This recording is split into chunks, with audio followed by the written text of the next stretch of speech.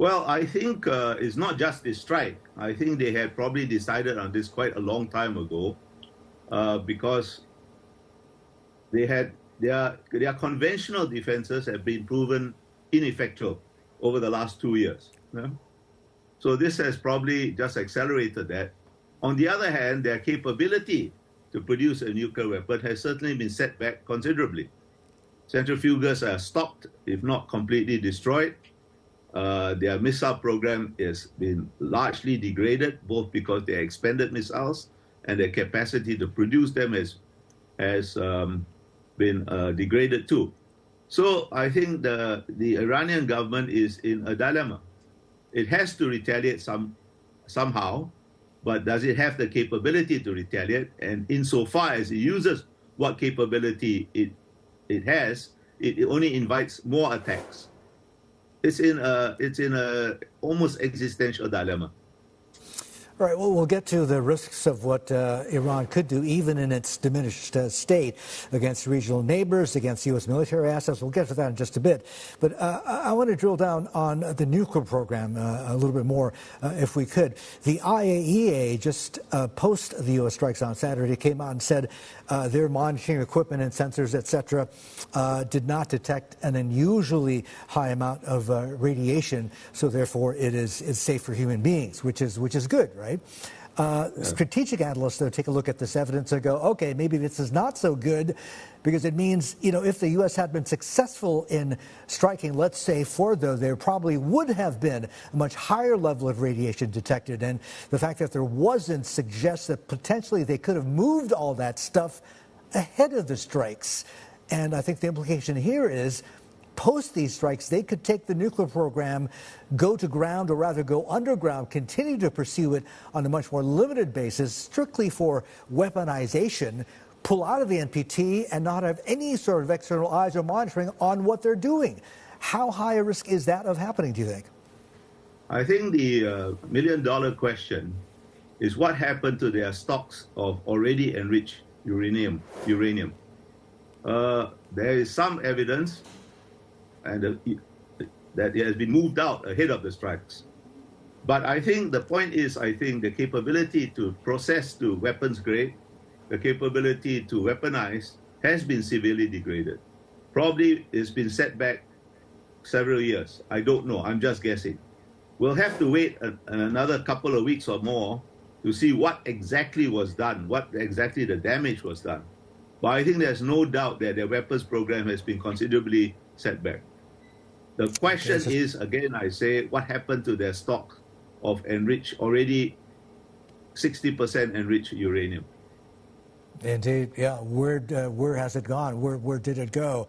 And if they're pursuing strictly a military weaponization program, they don't need as much, and it would therefore be easier to hide, I think, is the implication. I want to get to the issue of regime change, Bila.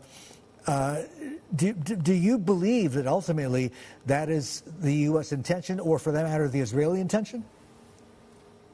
Well, Mr. Trump and Mr. Hesketh have said they are not interested in regime change, and I believe them. However, I think we have to concede that the fundamental responsibility of any government, any regime, is to protect the territorial integrity and sovereignty of its country.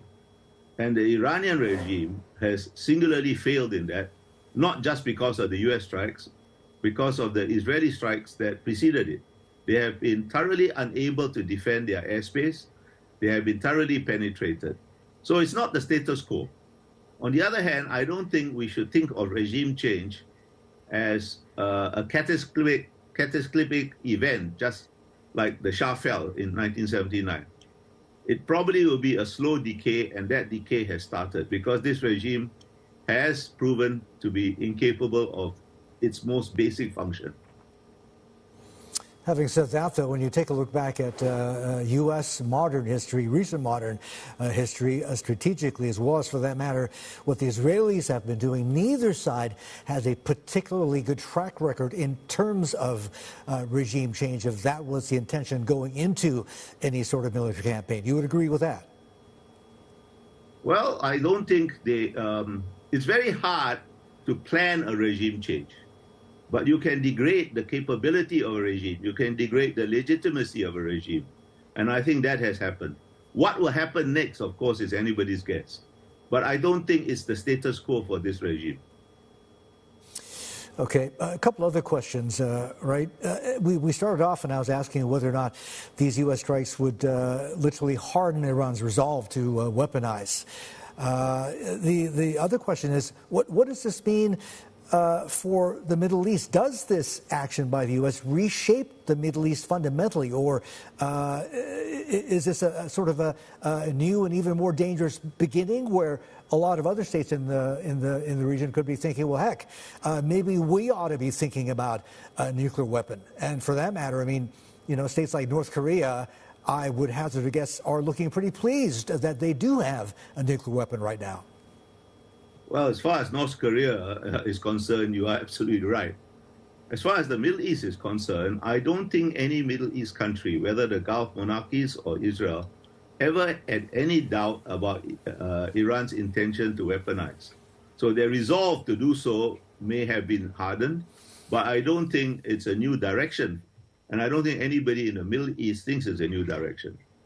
Now, I think Mohammed bin Salman has been on record to say that if Iran gets a nuclear weapon, Saudi Arabia will not be far behind. So I think that particular train has left the station. So now the issue is, how long can you delay Iran? And I think Iran has already been delayed, and I don't think this is the end of the story.